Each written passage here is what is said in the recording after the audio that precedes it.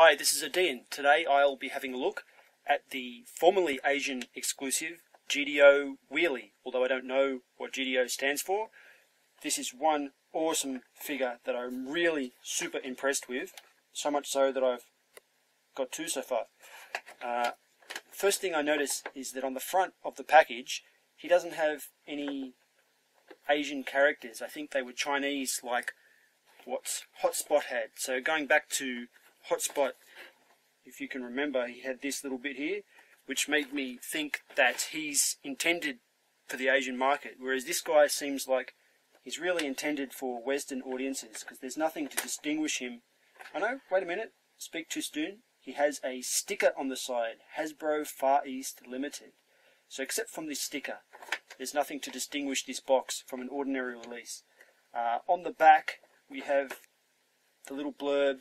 Though very young and possibly suffering from some kind of processor damage from his extended time stranded and alone on an alien world, Wheelie is a fierce warrior. His rhyming speech can sometimes annoy the other Autobots, but when push comes to shove, they appreciate his unerring aim. So, he has a slingshot. Let's get to that by having a look at the actual figure. Okay, so here's the deluxe Wheelie figure himself, and as I mentioned before, the slingshot.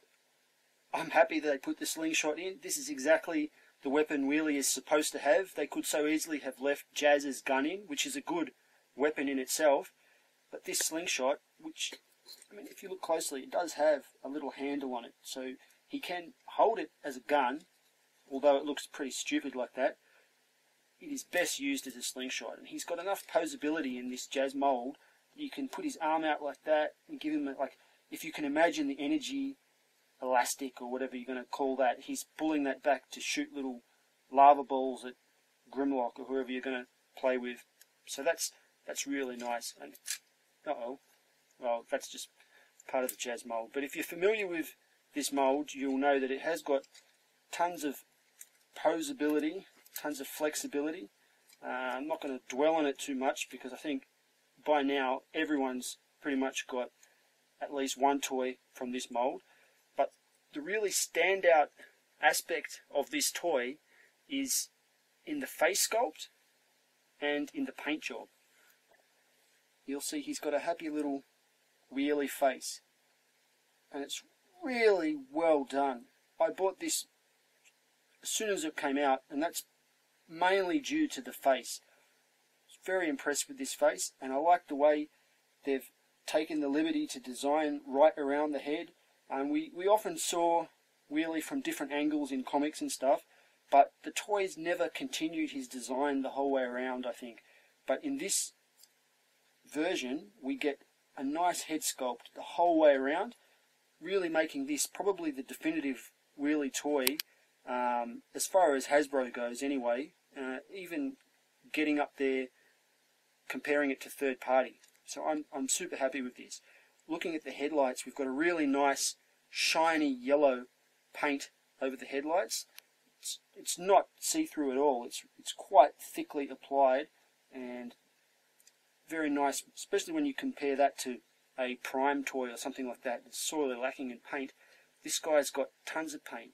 Got paint around the rims here in a nice bright orange, a kind of pink shade where the headlight is. Crisp Autobot symbol painted on the chest here. Yep. And this pale blue colour. His colour scheme is beautifully done. He still has the speakers that Jazz had, so they're also still painted. If you look inside there, you'll see there's a nice silver paint in the speaker detail, so nothing has been left out on this figure. And in fact, it seems that he's had more attention even than a lot of the original generations had in as far as his paint is concerned. So let's get to the transformation. In order to transform Wheelie, first thing we need to do is make sure that these speakers are tabbed in. It's important that these are tabbed in, otherwise they won't properly fit and you'll get nowhere later on. After that, we want to bring his arms down just to the side like this, take out the gun, slingshot rather. him stand into an upright position with his hands in this direction. Maybe get them out of the way a bit there. Now, the backpack should be dislodged, and he has an automorph, so it's important that when you transform it, you let his head swing freely like that, because we don't want to force the gears into a wrong position. So once the front of the car is up, the head is done. We don't need to fiddle with this. It's good enough in that position. The next thing we want to do is get these feet and just fold them up so they're a bit out of the way, leaving a clearance there, and rotate this down. And a panel will pop up and fill the gap like this. Once that's done, the feet fold back into this cavity. So with the feet in the cavity, we need to tab together the back section of the car, and as well as that, the spoiler tabs in. So the spoiler is hinged, but it also tabs.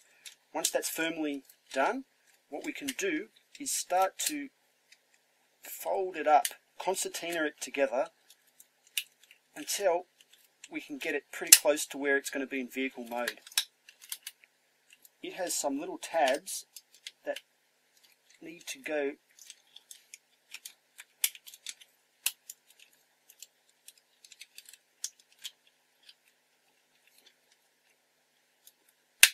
under like that.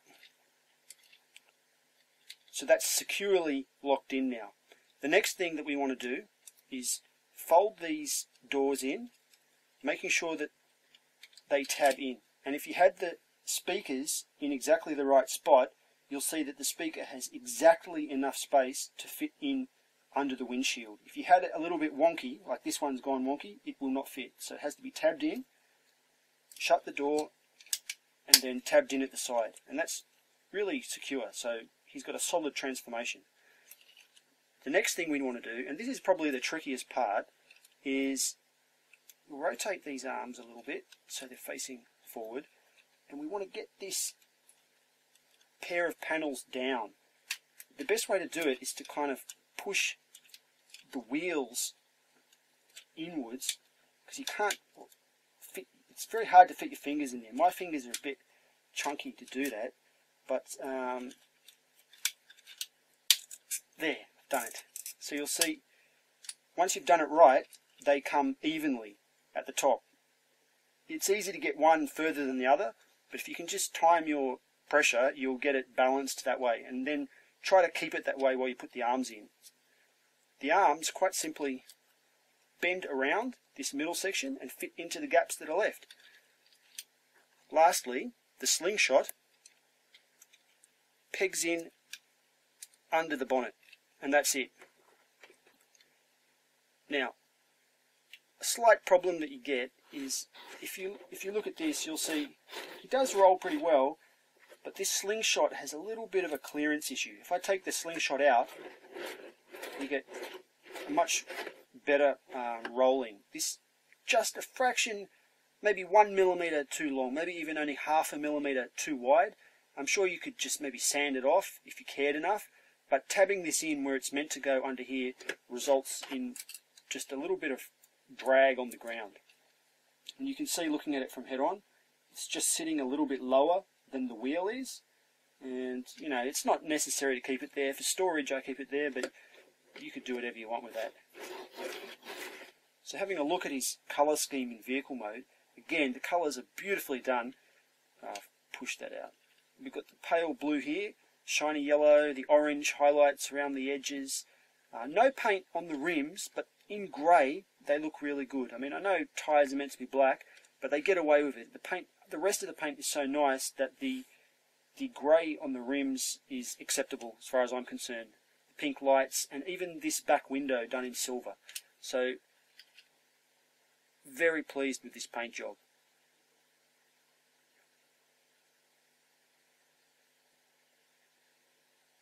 Now let's have a comparison with my other favourite wheelie figure. So here we have the GDO/Asian exclusive wheelie next to the Super Alloy wheelie that I've done a review of previously. And you'll see Super Alloy is much more faithful to the G1 representation of wheelie, but doesn't pull off the transformation quite as well as this guy. This guy really looks like a car. It's got an awesome car mode. Doesn't really look like Wheelie's car, so it comes down to personal preference. I mean, I'm satisfied with this because his robot mode is pretty much spot on for Wheelie's cartoon model, but it depends what kind of toy you like. If you like it to forsake a bit of its authenticity in order to get a better overall look, then this is the way to go, and this is much cheaper if you can get it at the real retail. I only paid $35 for this. I've seen them going around $40, $45, even $50 these days. I don't know that I would buy that at $50. This guy I only paid $44 for, so they're, comparable in price depending on where you buy it from.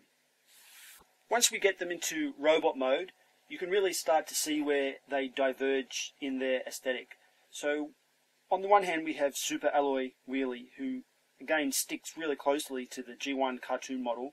He's got a boyish look about him. His proportions aren't as manly as this guy, whereas the GDO, he's based on the Jazz mold, so he's beefy. His arms are thick, his shoulders are quite broad, his chest is very large, and his head in comparison to the size of his body is it's smaller. The ratio is different. So he doesn't look like a little boy. He's more like a grown-up Wheelie. So I guess it depends. Do you want your figures to look like they're ready for combat, or do you want them to be accurate? I think if I had to pick and choose, I would pick this Super Alloy Wheelie because I prefer them to look like how they did in the cartoon. But that's taking nothing away from this toy. This is a really good representation of Wheelie.